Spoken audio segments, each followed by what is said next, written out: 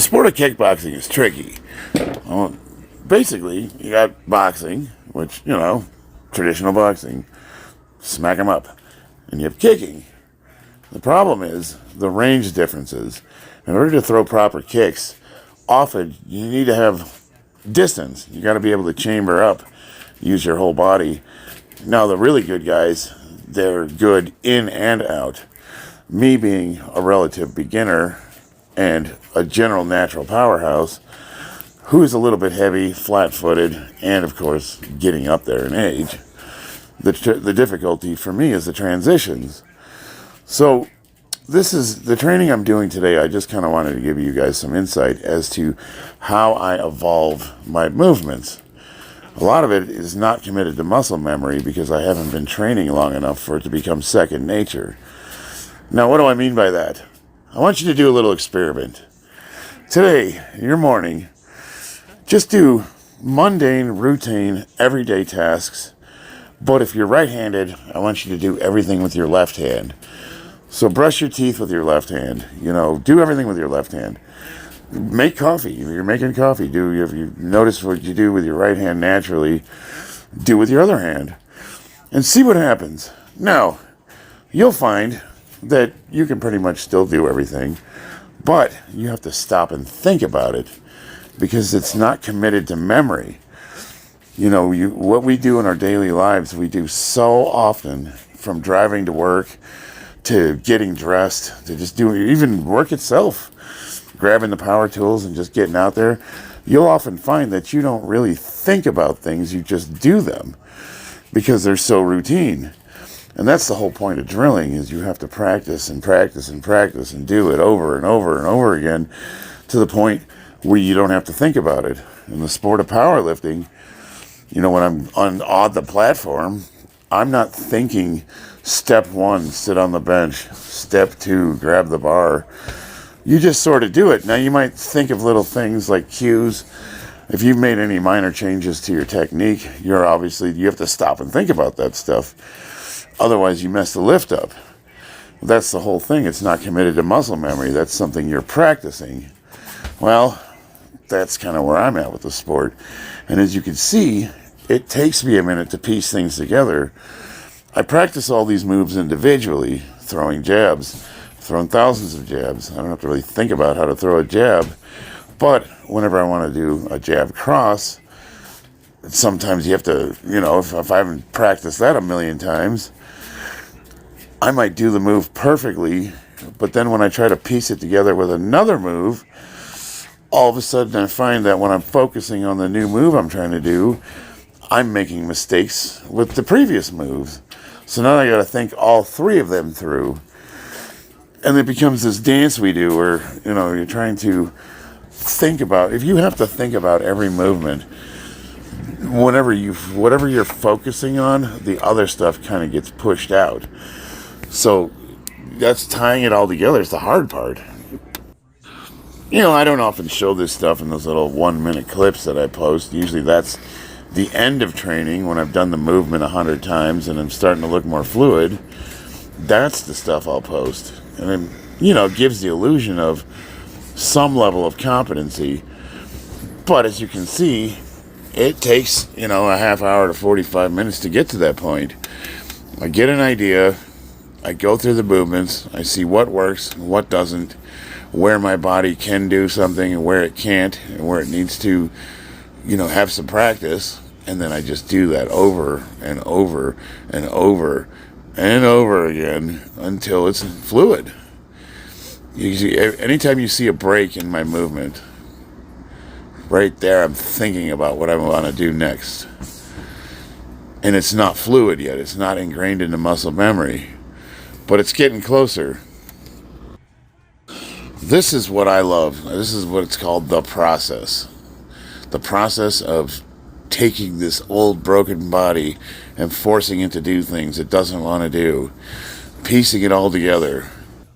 Whenever I'm sparring another man, I usually look pretty good for the first few minutes. Like, I can handle myself. I've got a handful of things that I do really well. And if somebody's not accustomed to me personally, I can usually throw a few things at them that will get them off. You know, I have a couple of movements that I know I can do, like as a counter to, like if somebody's throwing a cross, I know I could slip and skip past, you know, go against his punching hand and slip around him. But the problem is, that only works once or twice. Any good boxer or kickboxer is going to get that timing down pretty quickly. And if that's the only thing you can do, they're going to catch on to that pretty darn fast. And usually most guys will feel you out just like you're feeling them out.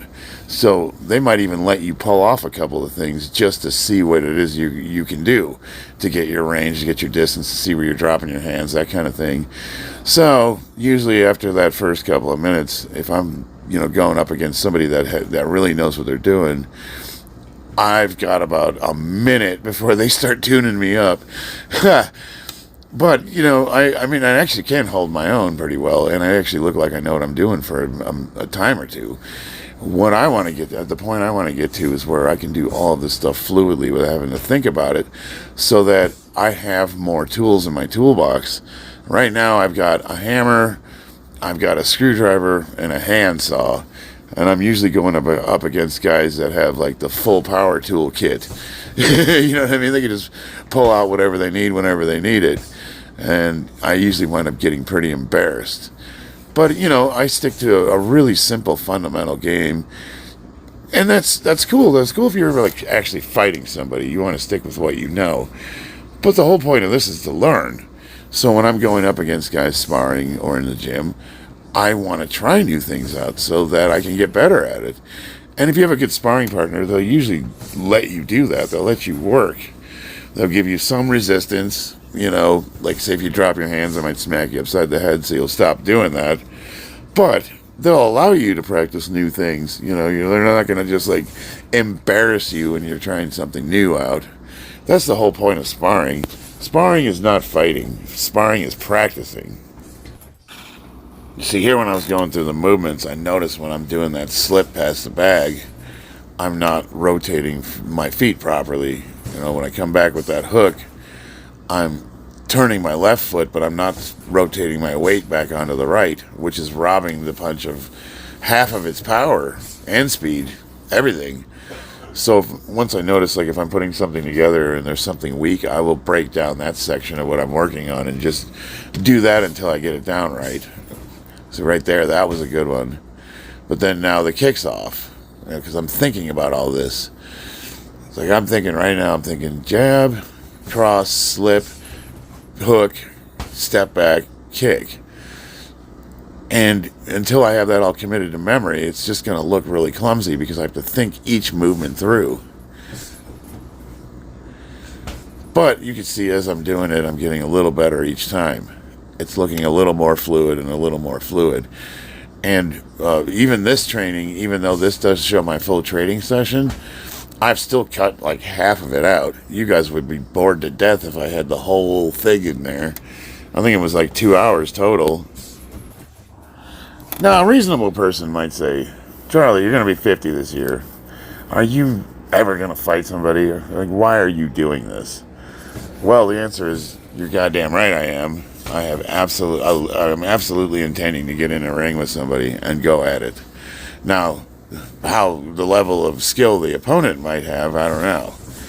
Like, you know, I have no illusions that I'm going to just like get in a ring with one of the guys that we're training with, it used to be an MMA fighter, and he's the guy that's coaching everybody.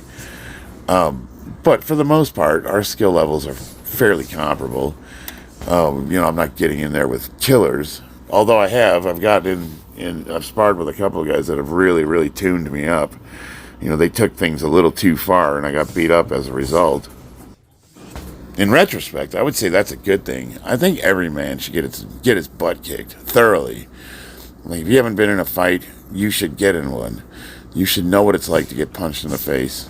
Because once you find out that you're not made of glass, and that you're gonna survive it, it's not that big a deal. You know, it changes the demeanor of men. It really does. Often you see these guys online and they're really insecure and they're always leaving comments that are denigrating others and pointing out the flaws of everybody. Usually that's a projection of somebody that hasn't been tested. someone that's never been in a real fight, then it's a self-esteem kind of thing, and it comes out in the comment section. You see it all the time. And this one guy, and he left me a comment saying how terrible I was, and that I should be embarrassed to even be posting this stuff. And I kind of called him out, and he told me that he was a championship fighter and he's won a bunch of whatevers. And I told him there is absolutely no way I believe you've ever stepped foot in a ring, because people that get to that level, championships, they don't denigrate others. They're usually very supportive people because they have nothing to prove. Why would somebody who was an award-winning powerlifter or boxer or whatever your sport is, why would they lower themselves to make fun of somebody who's obviously a beginner? They don't do that. You don't see that. The people that leave those kind of comments are people that are completely untested, and they're wondering, secretly if they have the chops to do something. And to me, that's why it's vital to test ourselves if we haven't been tested. The bottom line is, that's pretty much why I'm doing this. I'm going to turn 50 this year, and this is something that I really am passionate about and I want to get better at, but I'm obviously not good at it. If all I did was post my powerlifting, which I'm still improving that. I mean, even now I'm retooling my squat, and I'm getting coaching from guys online. So that's, after all these years, I'm still working on those lifts. You never obtain perfection, but you always try for it. But if all I did was just post stuff that I'm good at, 3 lifts, I've gone as far as you can go, pretty much, as for a guy my age. If I went any farther, I'm already in the top 4 in the world for my weight class. Where else can I go with it? If I train as hard as I can for another year straight, will I add 20, 30 pounds to each lift? Maybe, but we're still at the top of where I'm going to go with that sport. So this is a totally new direction. It's something I'm awful at, but it's something I'm really passionate about getting better at. But the whole point of it isn't to show my skill or lack thereof. It's to show that it can be done. You can take somebody who's had back surgery and knee surgery and has gone from barely being able to walk to being able to throw spinning high kicks at the age of 50. It's possible.